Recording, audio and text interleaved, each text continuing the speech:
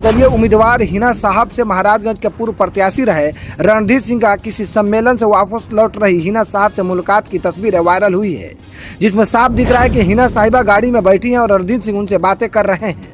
ये छोटी मुलाकात बड़ा इसलिए कहा जा रहा है कि ये दोनों नेता या नेत्री का बुनियाद राजद से जुड़ा हुआ था।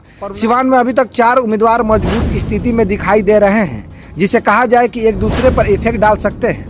हाल ही में सिवान से निर्दलीय उम्मीदवार 28 अप्रैल को मशरक में कार्यकर्ताओं को विशाल जनसभा बुलाए हैं और 28 अप्रैल को बड़ा डिसीजन लेंगे, ये कहा जा रहा है। इसलिए सभी अभिभावक नेताओं से मिलकर इस पर चर्चा कर रहे हैं। रणधीर सिंह आखिर BA, BCom, BSc, MA, MCom करें विश्व की सबसे बड़ी यूनिवर्सिटी इग्नू से। सॉल्व असाइनमेंट्स और गाइड बुक्स प्राप्त करें। संपर्क करें Mahakal computers, DAV PG college के पास, पंच मंदिरा मोड़ से दाहिने, सिवान। सिवान के बाद अब महाराजगंज लोकसभा सीट से राजनीतिक बम फूटने को तैयार हो चुका है। पार्टी के मनमानी व जमीनी नेताओं कार्यकर्ताओं को अनदेखी करना राजद को बड़ी खमियाजा भुगतना पड़ सकता है। यही कारण है कि सारण प्रमंडल में जो MY समीकरण का जनाधार हुआ करता था, अब खिसकने लगा है।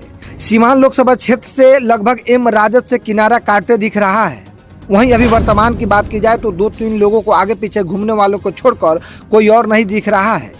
यही कारण है कि राजद उम्मीदवार के क्षेत्र भर में वो जोश खरोश दिखाई नहीं दे रहा है जो दिखनी चाहिए थी, ताकि जो सिवान लोकसभा का फीजा हुआ करता था अब बदल चुका है। यहाँ लोग जागरूक होते दिख रहे हैं, ताकि स्थानीय मुद्दे पर इस बार की वोटिंग की आसार बताई जा रही है, क्योंकि हर बार आतंकवाद, अपराध, जातिवाद ऐसे तमाम मुद्दों को घुसेर कर यहाँ के वोट को डाइवर्ट कर दी जाती थी। लेकिन इस बार सिवान की हवा कुछ और ही रुख से बह रही है।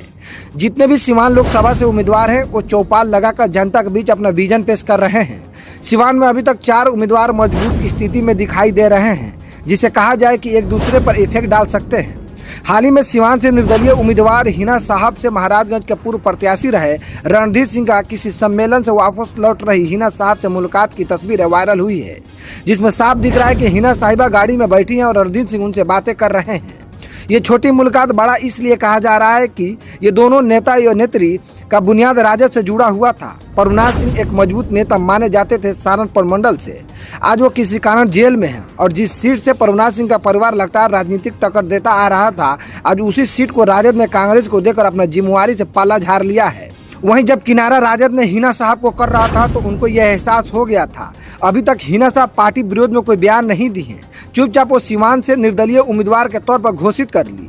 लेकिन रणधीर सिंह ने चेतावनी सारण के सरजमी से राजद को दे दिए हैं और वो यहाँ तक कह दिए हैं कि नाक जमीन पर ना रगड़वाऊं तो बताना। हाल ही में 28 अप्रैल को मशरक में कार्यकर्ताओं को विशाल जनसभा बुलाए हैं और 28 अप्रैल को बड़ा डिसीजन लेंगे, ये कहा जा रहा है।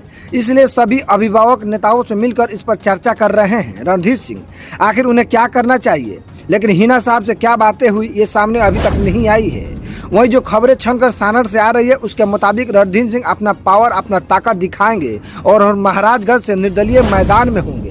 वहीं सिवान से निर्दलीय उम्मीदवार हिना साहब का पूरा फोकस सिवान पर है और उनका रणनीति है कि जिले के तमाम मुखिया, सरपंच, वार्ड सबसे मिलकर हर पंचायत के समस्या को जानूं।